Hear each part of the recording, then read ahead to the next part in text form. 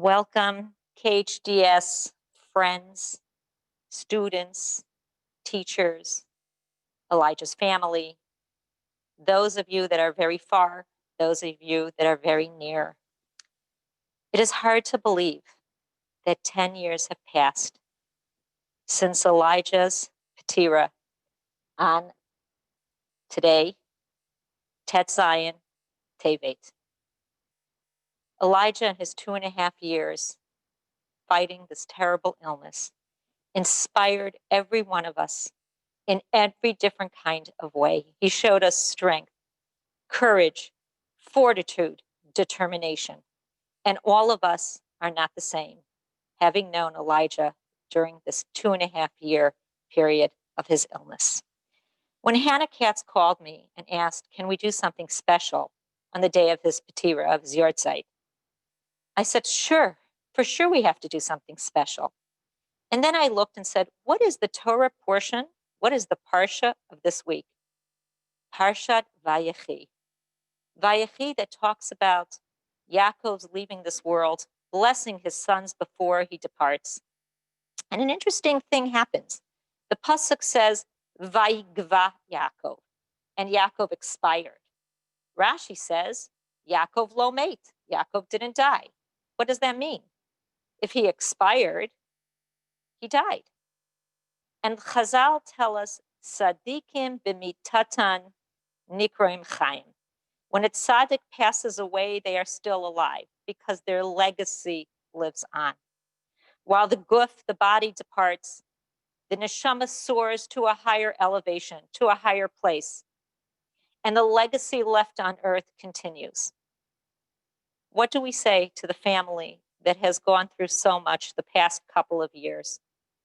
When we go to be Menachem Avel, we say Hamakom Yenachem Eschem B'soch Sha'ar V'elei Tzion V'Yerushalayim. The place, Hamakom could be Hashem, or Hamakom could be the place. I think the greatest nechama that we can give is that Elijah is in an amazing place, a place that only tzaddikim go to.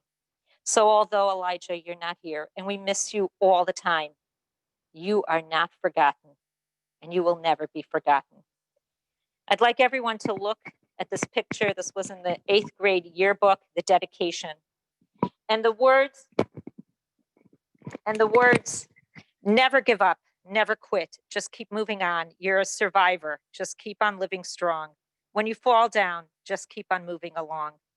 Those were Elijah's words to his song, in which he showed us and demonstrated to us that one stays strong, has emunah, and keeps going on. Elijah, we miss you, but you are not forgotten.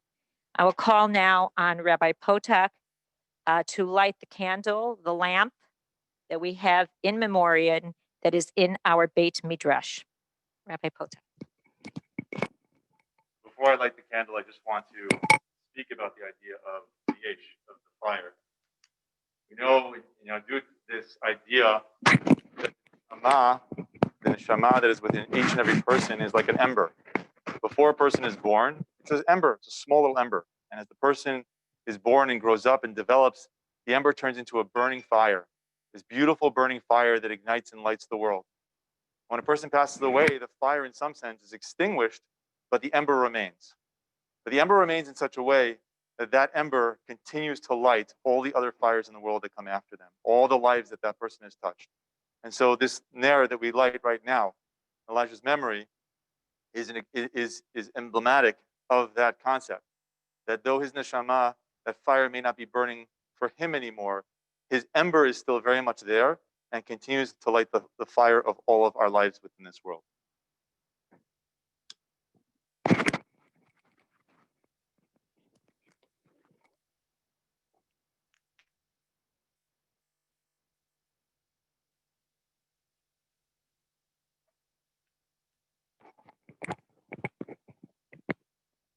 And now we will ask Elijah's very close friends, classmates, Hannah Katz, Raquel Zimmerman, and Rebecca Suissa to speak. So we're going to spotlight Hannah Katz first.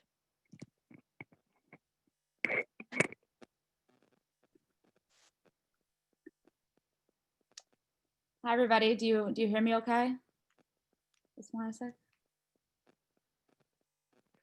Okay, great. Hi, everyone. Thank you so much for being here today. My name is Hannah, and I grew up with Elijah at Hillel. In some ways, 10 years really does feel like a lifetime. But at other times, I can close my eyes and vividly remember sitting in 5th grade next to Raquel and Elijah, chatting the entire class until the teacher would routinely move one of us to sit somewhere else. We were such troublemakers who loved playing kickball during recess. I can close my eyes and smell that terrible hospital smell on our way to visit Elijah, whether it be in Florida or New York. I can see Elijah's face as we walk through the hospital door, eagerly awaiting his guests. And I emphasize guests. We were never just a visitor. We were always his most honored guests, and he was the best host. Elijah hosted us in his 4x4 hospital room, filled with presents, signs, and so much love. Every time I walked in, he mustered up the strength to sit up, smile, tell me a joke, and say, okay, what are we gonna watch? While proudly clicking through the TV in his hospital room. I remember watching the news with him in the Sloan Kettering Hospital in New York about a crazy accident that happened in a mine in Chile and how the miners were stuck underground and saved after 30 days. When we turned it off, he said, wow, what a miracle. That really shows that God does exist. And I remember telling him, God will create a miracle for you too, Elijah. This interaction has stayed with me for 10 years. Why didn't God actually create a miracle for Elijah?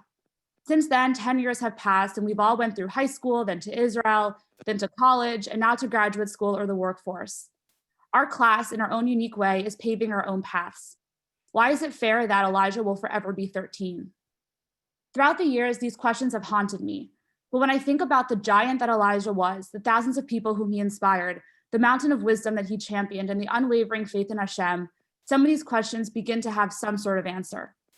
Elijah left more light in this world than would fit in his tiny 13-year-old body. His footprint is larger than life. The miracle was his life. His life to us was a gift. Elijah had a purpose and was special enough to complete his mission by a mere 13 years. He left us the gift of inspiration, purpose, meaning, and so much strength. He taught us that in life, there are some things that we simply have no control over. What we can control, though, is our positive outlook and attitude. When Elijah would come visit Hillel for the day, we would all fight over who got to have Elijah in their class. Each class then had to take turns. When it came time to visit Elijah in the hospital during lunch, we actually had to enter a raffle to be one of the 5 lucky people to fit in the car. That is the magic that Elijah possessed. Everyone wanted to be around him all the time. There is no one braver than I've ever met than Elijah. His ability to laugh, joke, and never, ever, ever complain, even ask his wonderful mom, Zahava.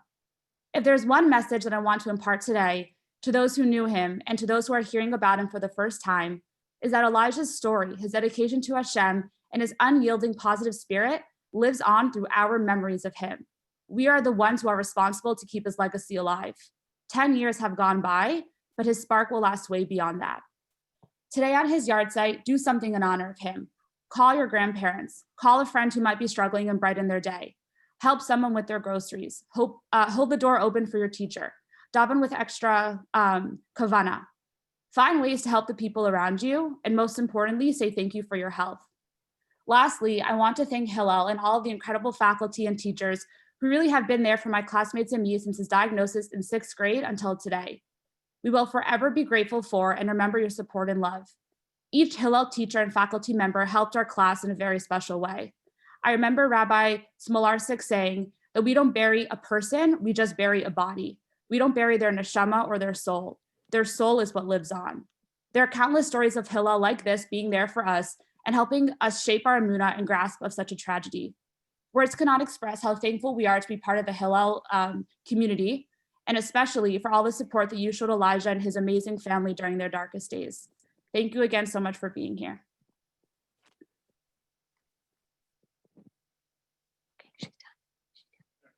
And now for Raquel Zimmerman and Rebecca Suissa. Thank you, Hannah, for the beautiful speech.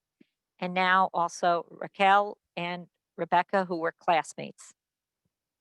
Hi, everyone. Thank you again so much for coming. I'm just going to show a couple of videos from Elijah's friends that shed light on the type of person that he was and how much he meant to all of us. I also want to mention that we're running a donation drive specifically focused on gifts for teens a part of High Lifeline, which was an organization really close to Elijah. So if you'd like to donate, you can reach out to Hadassah and she'll pass on our information. I'm just going to share my screen now, so bear with me.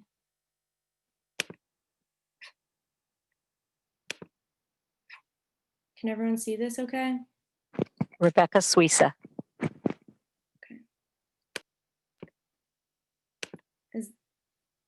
Hello, everyone. It sounds good. First of all, I wanted to just start by saying thank you. Yes. Thank you so much for taking the time out of your day to be here to commemorate Elijah and to honor his memory. It really means so much to all of his friends, family, I'm so and sorry. I'm really so happy that we can get together I have no and idea what talk just about Elijah. happened. So I wanted to share a story that really Start a new share, Raquel. highlights as to Yeah, what kind of I'm person trying to Elijah do that. was. I actually only met Elijah after he was I'm really sorry. All right, you see the video of me now, right? Okay. Okay, so we're gonna do this one now since I don't know what just happened there. Sorry about that. Hi everyone. We'll do Rebecca after.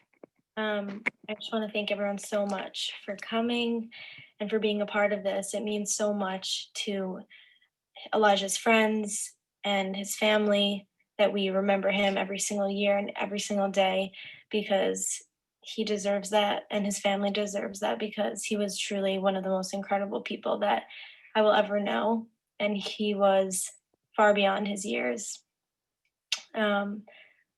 So I guess I want to start off by talking about Elijah's family, because they are, to me, a complete inspiration. I never got to meet Elijah's father, unfortunately, because he passed away when Elijah was young.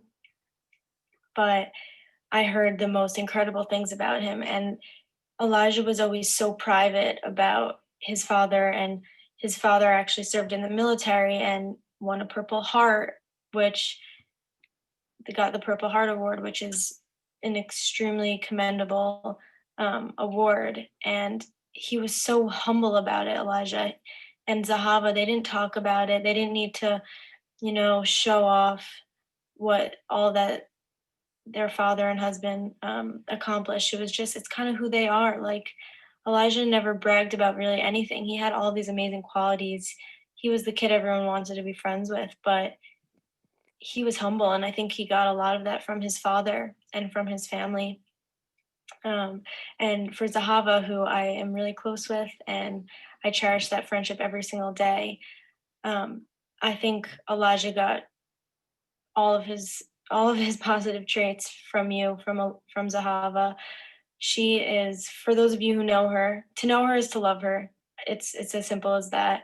She's an absolute light in my life. Every time I speak to Zahava, I'm constantly with a smile on my face. She's like a second mom to me, and every time I'm speaking to her, it's like she gives me this feeling of just positivity and this knowledge that everything's going to be okay, even though sometimes it's not. And Zahava has dealt with more than anyone should ever have to deal with, but she shows up every single time with a smile on her face, and I really admire Zahava for that, and I hope to be like that. I think a lot of how Elijah fought his battle against cancer with such positivity and courage and just strength, it comes from Zahava. It came from Zahava and from his father, because that's just the people that they are. They're fighters, and that really that shined when Elijah was fighting, and that shines now whenever I speak to Zahava. She is the strongest person I know, and I don't think that should be lost on anyone, because it's a really incredible thing that the Webberlys have. And so now I'm just going to share a story or two. I guess I want to share a little bit about who Elijah was before he was diagnosed with cancer, because I think that we all can think about him as our friend who passed away from cancer, but he was a kid who wanted to have fun, who was the life of every party. in third grade, I think we became friends in third grade, and we went to Hillel Day School together. And he sat in between me, Hannah Katz, and me in fifth grade, actually, in Miss Deichman's class. And we would laugh all class. He was just like the funniest kid who would imitate Miss Swan and spin basketballs on his pencil. He was kind of like the kid that everyone wanted to be friends with. If Elijah was there, then you wanted to be there.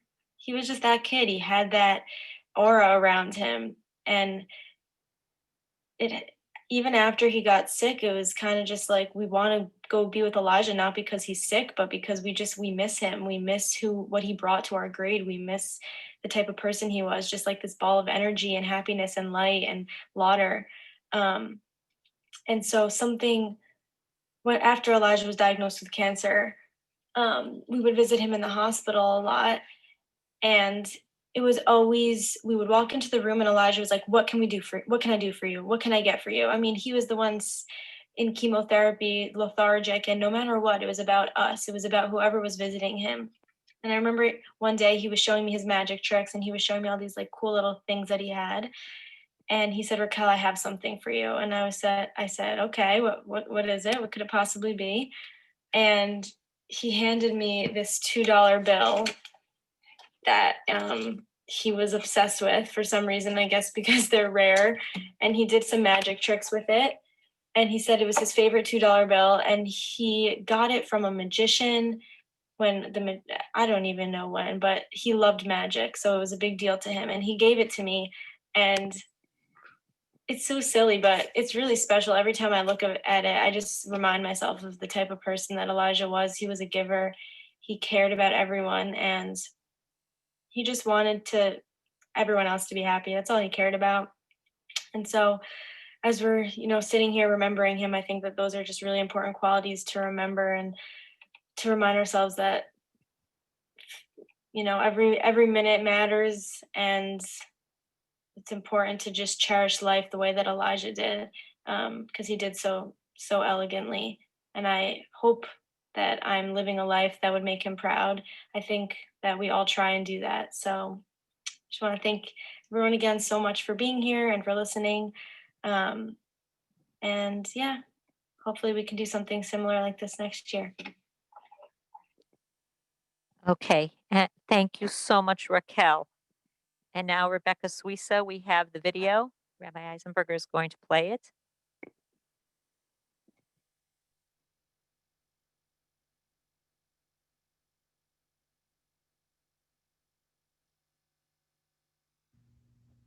Hello, everyone. First of all, I wanted to just start by saying thank you.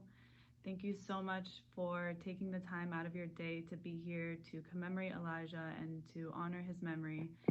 It really means so much to all of his friends, family, and I'm really so happy that we can get together and talk about Elijah.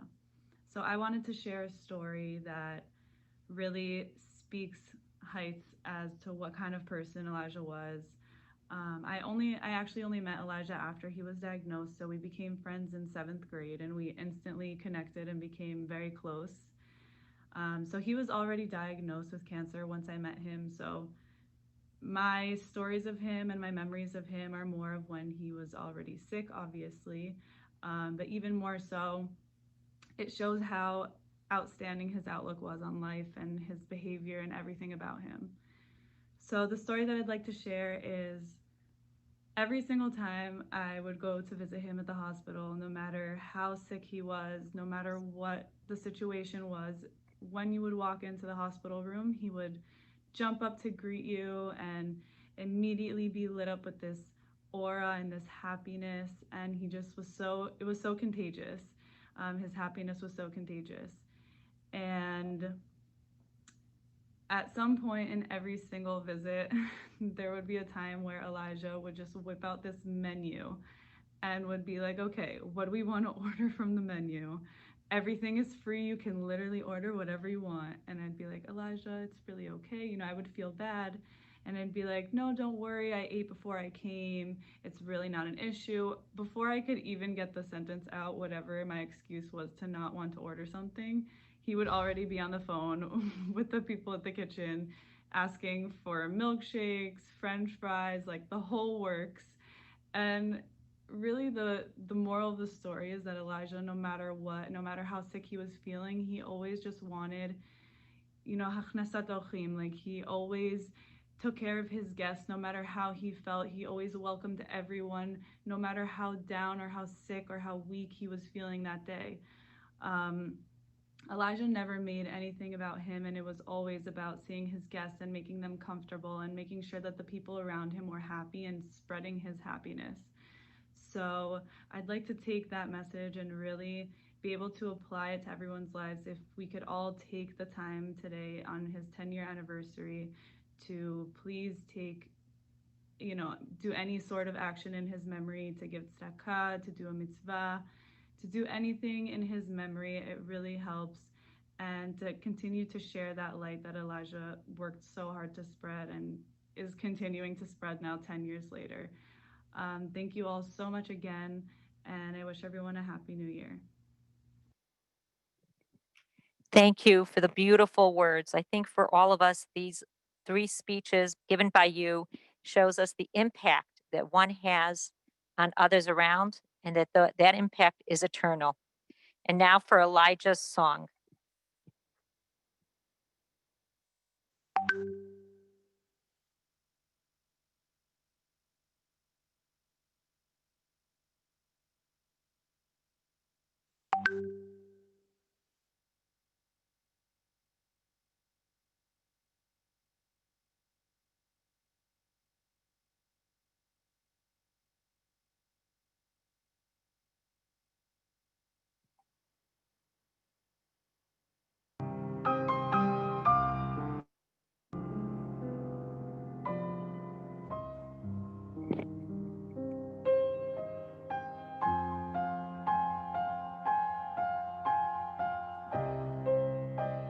And I remember one time he said to me in the hospital, it would be my dream to meet Matisyahu.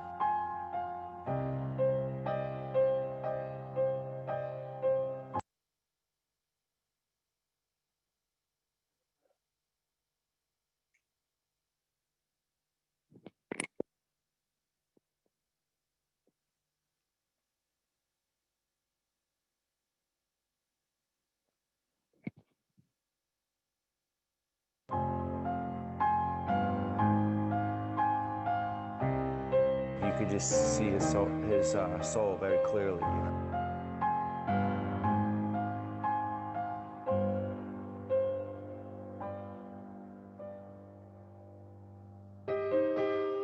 I just believe he gave everybody inspiration to keep on going. And that's what he did. He kept on going.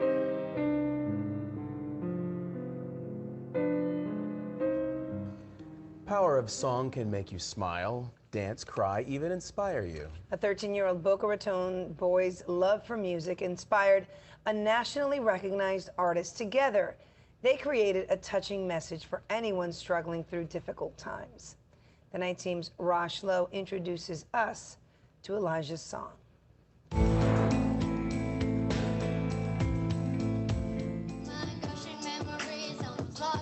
Most teenagers can't say they've rocked out with a famous musician. But then again, 13-year-old Elijah Webberly always had a special way of making things happen. Elijah was like the kind of kid, once you met him, you would do whatever he wanted you to do. Like many Jewish boys, Elijah idolized the singer. It has always been Elijah's dream to meet Matisyahu. He would listen to the music on the way to school, and he would sing it. Matisyahu, a chart-topping Hasidic reggae star, was approached one day in synagogue, and he was asked to meet a very special fan from Boca Raton. His name, Elijah. The star's inspirational music of hope and peace was especially meaningful to Elijah. The young boy had already lost his father to a devastating disease. And then at just 11 years old, Elijah was diagnosed with a rare and aggressive cancer. The prognosis wasn't good. To those who knew Elijah, it wasn't the cancer that defined him. It was his spirit, and will to live. Even a big superstar like Matisyahu knew there was something different about this little fan. Right when we met, we really clicked. And when you just look into his eyes, such a pure, innocent, beautiful soul. The unlikely pair actually became friends, and Matisyahu even surprised Elijah at his bar mitzvah. Sometimes I lay under the moon, where he let Elijah belt out all of his popular songs. then I pray, don't take me soon, 'cause I am here for reasons. There was one song that he loved called One Day. One day, And every time Elijah sang that song, everybody thought it was about Elijah. What a dream come true for a child to be able to do that. Elijah had an even bigger dream, to write and record a song with Matisyahu. He was singing my songs, and I said, you need to write your own songs, because obviously he'd been through a lot in his life. But when the time came, Elijah's condition worsened. He was hospitalized. We decided we'll go to the hospital and we'll try to record a song with him there. And it wasn't easy. There's, machines beeping, and to get his voice loud enough, because he was sick and I wasn't in good shape.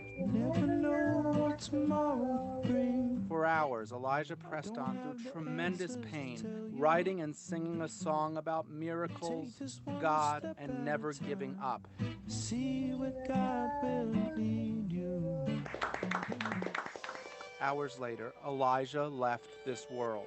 It was very hard, and at the same time, I felt so blessed to be able to be in a situation where we were able to bring down something that will be eternal for him. Never give up, never quit, just keep moving on. The song recorded in the ICU is titled Elijah's Song, and thanks to his superstar friend, the boy's song is now being heard all over the country.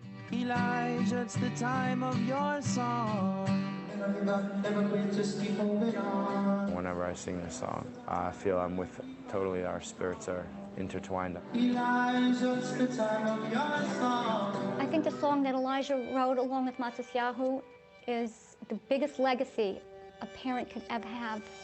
I think that the words that he wrote, never give up, never quit, I think that's a lesson for all of us. Elijah may be gone, but his message of hope is very much alive.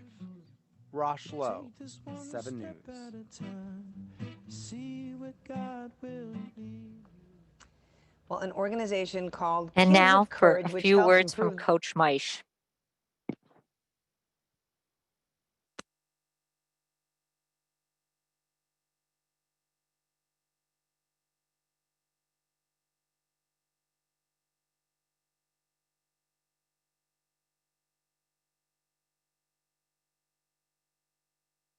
Meisch, you're muted.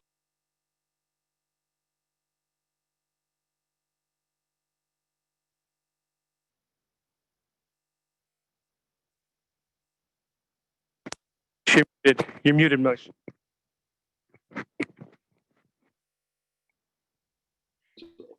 First of all, I want to say thank you to Hannah, Rebecca, and Raquel, Moradasa, Zahava, and Max for always letting me be a part of this day and remembering Elijah. And a couple years back, I wrote something for Elijah, and I never really shared it. And I spoke to Hannah this morning. I said, I would like to share this, poem I wrote, and I just like to share it with everybody on this day. It's called "The Ball Always Bounces." The laughter that made a smile, the look that shows a picture of diligence and devotion, our little prince that reigned our kingdom with simple innocence, loving the sport of fair play and competition, always a ball in hand, thinking thoughts of when it will be his day, hitting the rim, risking the backboard. He never was spoiled with the expectations of a swoosh. He knew the ball always bounces, and tomorrow brings brighter days. The ball still bounces, remembering the boy who made us love his way. He was a true fan of basketball, the Miami Heat, and I think the students have to realize that every time you're in the gym or you're on the basketball court and you're shooting a hoop, it's in remembrance of Elijah. He loved sports. He loved the fair play, the competition. He loved the culture. And I think the main thing I always see through Elijah is when I see a ball a basketball or a student on the court shooting a hoop, and then allows us to remember and always appreciate what Elijah never really had as of this point. So I want to say thank you again, and I send my love to everybody, and I wish the best on this New Year's for everybody. Peace and love. Thank you. Thank you, Coach Moish. It is our custom, our tradition, that we do things for the neshama to have an aliyah, mitzvot during the day. We send the neshama gifts. So we're going to say a parak of Tehillim. In your classrooms, please follow along. Rabbi Smolarczyk. Shir hamalos mimamakim korasicha Adonai. Adonai shema v'koili tianos nacha kashuvos lekol tachanunoi im avonos tishmarya Adonai mi yamod ki imcha haslicha leman tivarei ki visi Adonai kivsa nafshi v'litvaro chalti nafshi l'Adonai mishomrim laboker Yachel Yisrael El Adonai, Ki im Adonai HaChesed v'harbe imo fidus, v'hu yiftes Yisrael mikol avonosav. Thank you. And to conclude this very meaningful program today, Mrs. Lanner.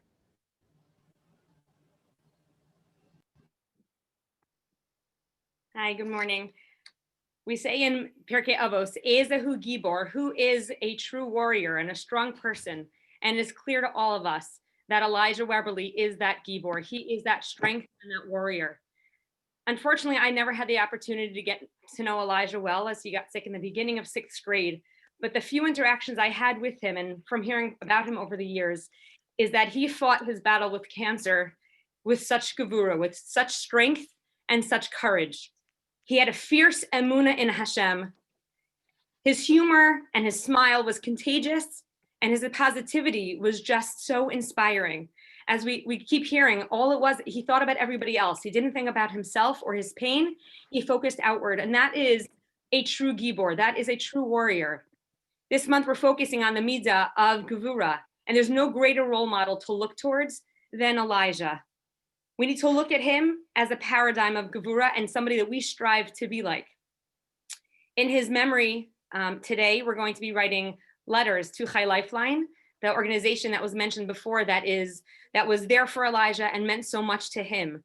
And we're going to write letters to other Giborim, other strong warriors, other children who are facing similar battles as Elijah. And we're going to write letters to them, wishing them Shabbat Shalom or Refuah Shalema, giving them some cheer to help them get through the battles that they're facing. Because we need to be inspired by the role models around us. So in Elijah's memory today, we're going to spend some time later writing those cards. And as was mentioned before, of course, the toy drive that is being run as well. So let's keep the memory of Elijah and the messages that we've learned about Elijah, of his strength and his courage, his emunah in Hashem, his gevura, his positivity, and all try to be a little bit more like Elijah. Thank you. Elijah, you are our hero. You are our inspiration. You are our friend forever. You taught us happiness. You taught us strength. You taught us love. And mostly you have taught us to be ourselves and love who we are. Yehi Zichro Baruch. Thank you, everyone. Good day.